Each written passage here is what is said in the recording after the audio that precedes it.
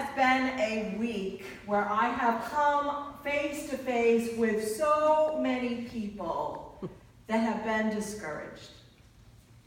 I have had so many people say to me, you know, Pastor, I am looking so hard, but I don't see God. I am looking and I don't see the hope of Easter. I see pain everywhere I look. I see people taking advantage of other people. I see people not valuing life. I see people just putting themselves first. Where's the joy? Where's the love? Where's the hope? Where can we find that? I think if we are honest, most of us would raise our hand today and say that we've been feeling like that. I think that in this day and age, it is easy to see only the negative. This week, while I was going about my business, I got a little text message from my bank saying, "Did you approve these?" No. Someone had gotten a hold of my ATM and had charged $200 to Barnes & Noble. We're trying to buy 3 or 4 other things at Spectrum, and they got shut down. We aren't looking at each other anymore as children of God. Instead, there's this whole thing in our society where we look at others as, how much can I get out of you? How can I have what you have and take it away from you? I had lunch with someone this week and they were saying, you know, it just seems as though there is so much evil in the world. And I said, you know, I think it's because more and more people are turning away from God. They are turning away from the teachings of Scripture. They are not adopting morals into their lives. They are hurting others as they are hurting. Many of us are hurting, aren't we? Many of us may not recognize that within ourselves, but if we are true to ourselves, think about how upset you get when somebody cuts you off. Think about how upset you get when you hear bad news from the bank teller or the restaurant doesn't have your favorite kind of pasta. People are blowing up all over the place because I think we're a society that's just hanging on to all of this anger. And we want to throw it back at someone else. Do unto others as you would have them do unto you. The scripture passage says today. The golden rule, it's not unique to the New Testament. It was passed down and you can read it in many ancient writings. And many of you probably are sitting there and listening to Joseph today as his brothers come up and he forgives them and say, what? Those are the brothers that stuck him in a pit. Those are the brothers that got him into slavery. Those are the brothers that were so filled with jealousy they just walked away from him. And here he is saying, I forgive you, and giving them a lifeline because there's been a great famine and they were dying. Their lands were not producing. But he gave them grace. He gave them forgiveness. He showed them the light of God. When I used to run my junior youth group back in Massachusetts, our motto for our church was FROG, fully relying on God. And one of the things that I used to have my youth group do is I used to give them these little just disposable cameras. And each kid was assigned a camera for a certain amount of time. And they were told to go out and look for signs of God's presence and God's joy in their life. They were called Joy and God Detectives. I had them go out into their schools, into their homes, into wherever they went and looked for signs of God. Most of the time, the things they brought back were other human beings. Their grandmother that baked them cookies and told them how much they're loved. Their next door neighbor whom they helped out. Their teacher who they just loved.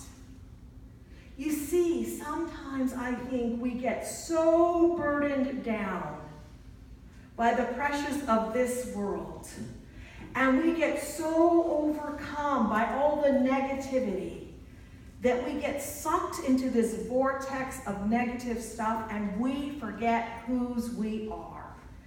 And we start treating others not as we want to be treated.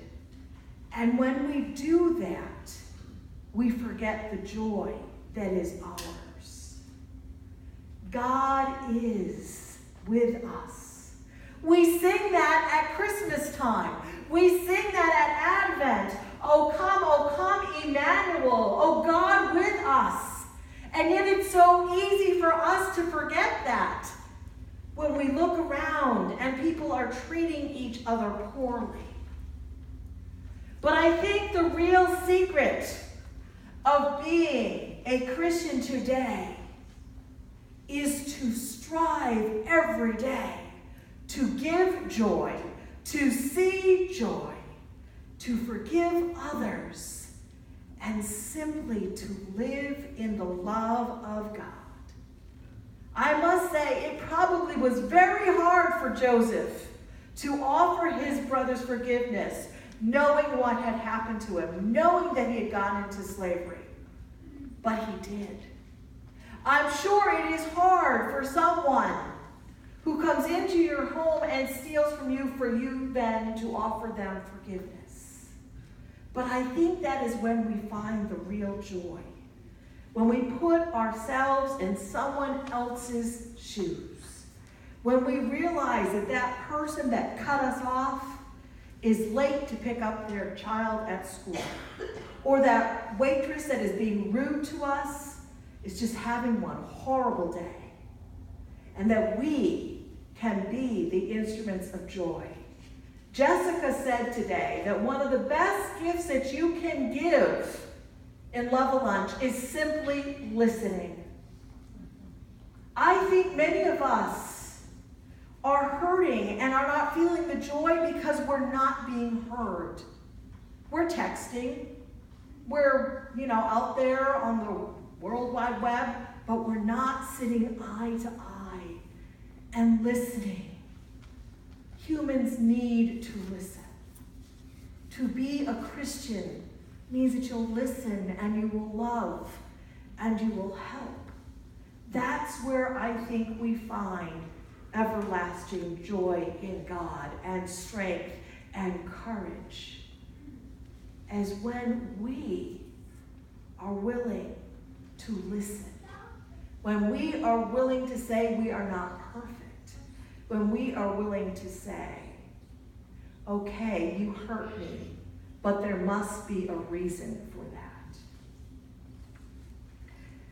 When my children were little, I know I've shared this with you, they used to love Horton Hears a Who. Right? For those of you who have heard me say this before, just indulge me here. But Horton is this lovely, big, Dr. Seuss, funny-looking elephant.